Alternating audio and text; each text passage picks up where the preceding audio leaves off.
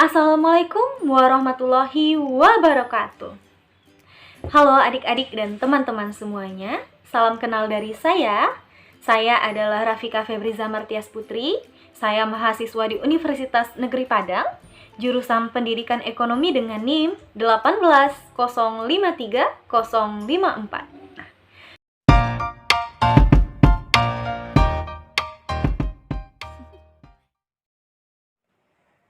Sebelum kita belajar, ada baiknya kita berdoa kepada Tuhan Yang Maha Esa agar kegiatan pembelajaran kita pada hari ini diberikan keberkahan dan juga kelancaran.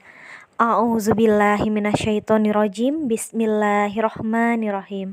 Rabbi zidni ilman warzuqni fahman waj'alni minas solihin. Amin.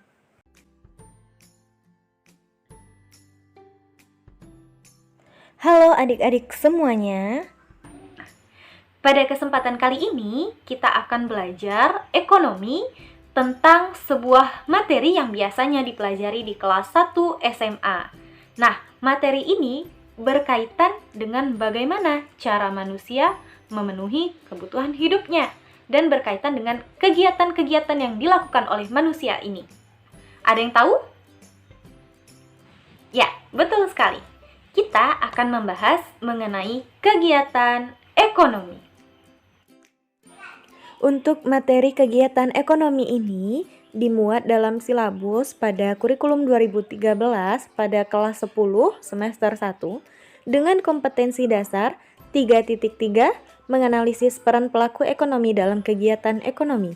3.4 menyajikan hasil analisis peran pelaku ekonomi dalam kegiatan ekonomi. Oke, kita mulai sekarang ya. 1, 2, 3.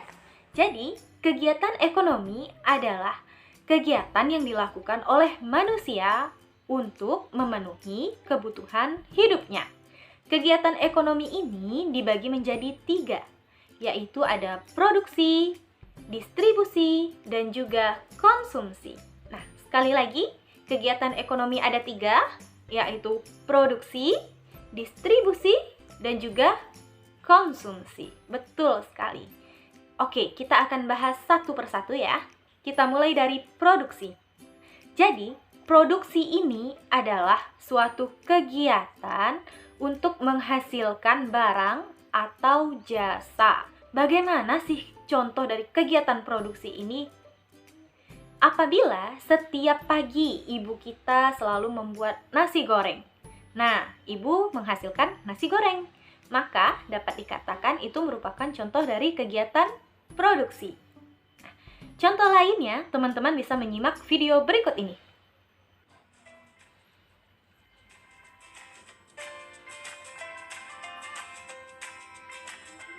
Nah, dari video ini terlihat kan ada beberapa orang yang mengolah kayu untuk menjadi meja, kursi, lemari, dan lain-lainnya.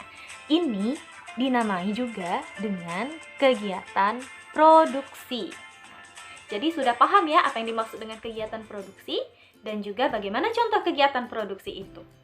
Lalu kegiatan produksi ini dilakukan dengan cara menambah nilai guna suatu barang atau jasa tersebut. Nah, jadi barang yang diolah nilai gunanya itu akan bertambah. Nilai guna ini ada berbagai macam. Yang pertama, ada nilai guna bentuk. Nilai guna bentuk ini mencerminkan bahwasannya barang atau jasa akan bertambah nilai gunanya apabila telah berubah bentuk. Contohnya seperti yang telah kita tayangkan tadi. Nah, contohnya saja, awalnya kayu, lalu berubah menjadi meja atau berubah menjadi kursi. Meja dan kursi itu akan memiliki nilai guna yang lebih meningkat dibandingkan kayu. Yang kedua, ada nilai guna waktu.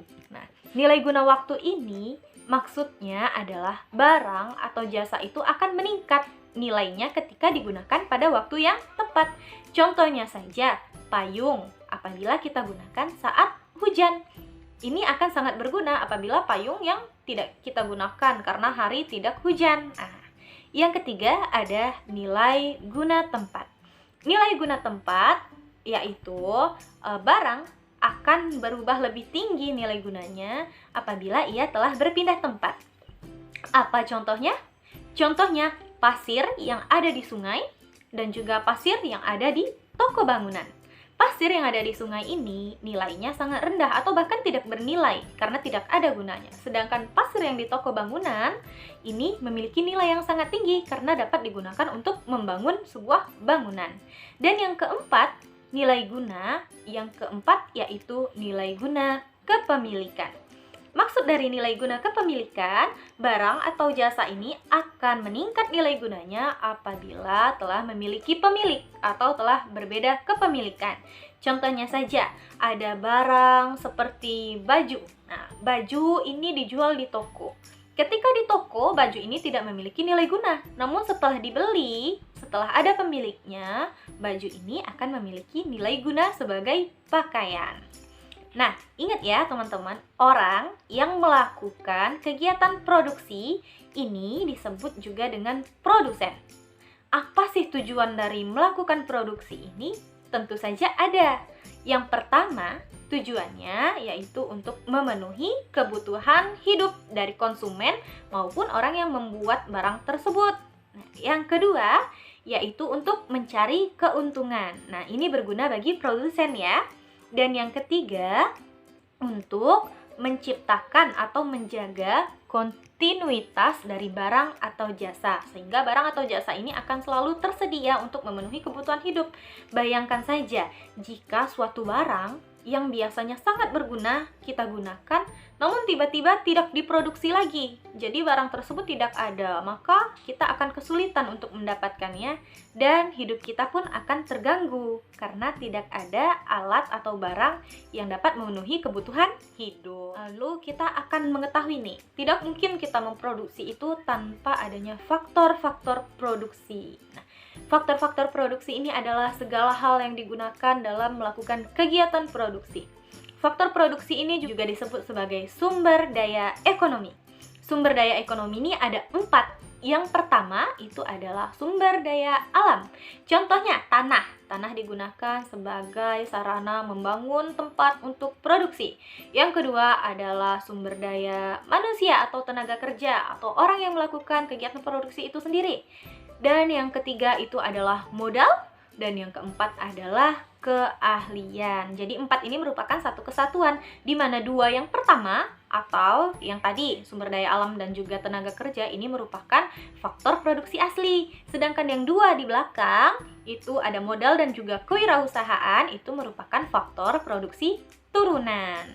Nah, setelah barang diproduksi nih, maka kan konsumen ingin untuk menggunakan barang tersebut. Lalu bagaimana caranya jika barang tersebut tidak sampai kepada konsumen? Nah, kita telah tahu tadi ya, ada 3 kegiatan ekonomi setelah produksi, yaitu ada distribusi. Ya, distribusi adalah kegiatan untuk menyalurkan barang atau jasa dari produsen kepada konsumen. Jadi, sebenarnya distribusi ini sangat penting. Karena jika tidak ada distribusi, maka konsumen tidak dapat memperoleh barang dan juga jasa yang diproduksi oleh produsen. Lalu, bagaimana caranya distributor ini untuk melaksanakan kegiatan distribusi? Nah, caranya juga ada 3, teman-teman. Yaitu yang pertama adalah dengan distribusi langsung. Contoh dari kegiatan distribusi langsung ini adalah pedagang sate keliling. Nah, mereka memproduksi sate sendiri, kemudian mereka menjualkannya secara keliling sendiri. Nah, ini dinamakan dengan distribusi langsung. Yang kedua ada distribusi semi perantara. Nah, contohnya saja itu adalah penjahit baju. Ada seorang yang menjahit baju, ia memproduksi baju, kemudian ia menjualnya di tokonya sendiri, namun harus melewati toko. Nah, ini dinamakan juga dengan semi perantara. Dan yang ketiga itu ada distribusi tidak langsung. Distribusi tidak langsung ini dilakukan melalui perantara. Nah, jadi setiap hari pasti kita melakukan kegiatan-kegiatan ini ya. Nah, oke teman-teman, setelah nih tadi ada produksi, lalu ada distribusi, lalu yang terakhir ingat ada apa? Ya, benar sekali, ada konsumsi. Nah, tanpa kita sadari, sebenarnya setiap hari kita tuh melakukan kegiatan konsumsi. Contohnya saat kita makan, kita minum, lalu kita berbelanja, itu dan lain-lainnya itu merupakan kegiatan konsumsi. Oke, jadi konsumsi itu merupakan suatu kegiatan yang dilakukan dengan cara mengurangi atau menghabiskan nilai guna suatu barang atau jasa. Nah, orang yang melakukan konsumsi itu disebut juga dengan konsumen. Nah, jadi bagaimana ciri-ciri kegiatan konsumsi ini? Nah, yang pertama, ciri-ciri kegiatan konsumsi ini, barang yang dikonsumsi merupakan buatan manusia. Yang kedua, tujuan dari kegiatan ini untuk memenuhi kebutuhan hidup. Dan yang ketiga, barang yang dikonsumsi akan habis atau berkurang nilai gunanya. Dan suatu saat barang tersebut tidak dapat digunakan lagi akibat dari nilai gunanya tersebut yang telah habis. Nah, lalu faktor-faktor apa saja nih yang mempengaruhi konsumsi? Ternyata setiap orang itu memiliki pola konsumsi yang berbeda-beda, tergantung dari faktor-faktor yang mempengaruhinya. Nah, faktor tersebut ada banyak teman-teman. Di antaranya yaitu yang pertama ada tingkat pendapatan. Jadi kalau orang itu pendapatannya tinggi, pasti tingkat konsumsinya lebih tinggi pula dibandingkan orang yang berpendapatan lebih rendah. Yang kedua itu ada selera. Nah, kita tahu ya selera orang itu pasti berbeda-beda. Maka selera sangat mempengaruhi pola konsumsi. Yang ketiga, ada yang dinamakan dengan harga barang. Nah, harga barang ini tentu sangat mempengaruhi terhadap pola konsumsi. Contohnya saja, apabila barang ini harganya tinggi, maka orang pasti akan berpikir-pikir untuk membelinya atau hanya golongan tertentu saja yang dapat mengkonsumsinya.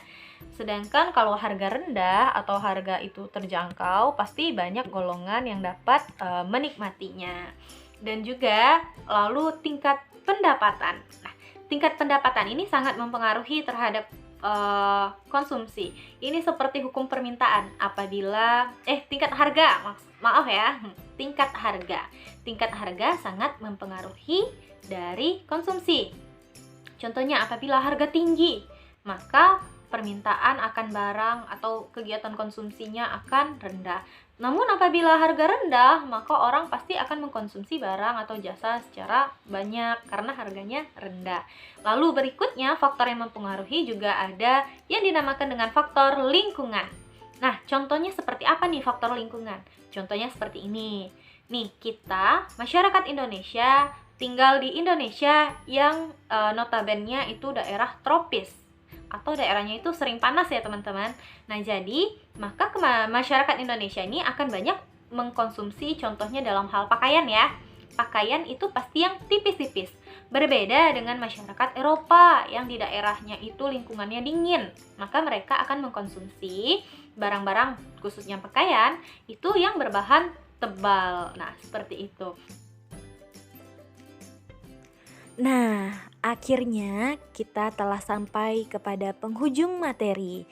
Materi kita telah selesai dan semoga kita mendapatkan ilmu yang bermanfaat dan berkah serta dapat kita terapkan di kehidupan kita sehari-hari.